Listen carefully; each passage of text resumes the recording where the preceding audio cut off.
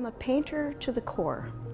I mean, I was the 3-year-old in the sandbox that smoothed out the sand so I could draw in it rather than building sandcastles and stuff. Primarily, I do oil painting. Secondarily, I use acrylic, and interjected in there is charcoal.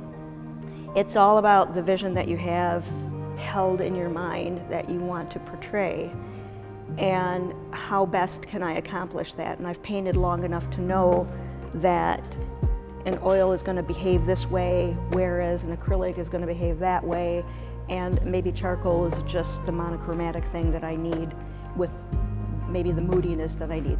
Generally, the abstract is kind of a little bit more of a tangent that I go on. I go on to different tangents because I think that's part of creativity.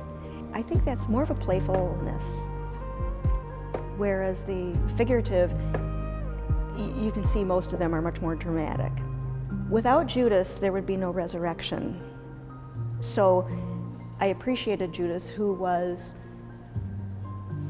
an abusive ex-husband who broke my ribs, okay? So I had to learn to metabolize that, right? And integrate it into a positive in my life. And I started healing through art, doing my artwork. So this is beyond Judas. So this is after the resurrection. When the abuse became paramount, I was fighting for my life with cancer. So it was just extraordinarily survival. And then coming to a point of healing after that, after both of those instances that were simultaneous. I came out of it painting more emotion than paying attention to the process of painting. You become a little bit different in that you're not so worried about what people see and what they think and all that sort of. It's really more of, okay, what am I projecting that I'm feeling or thinking or seeing, visualizing? When I started painting again, it was in black and white because I didn't see color yet. I was processing pain.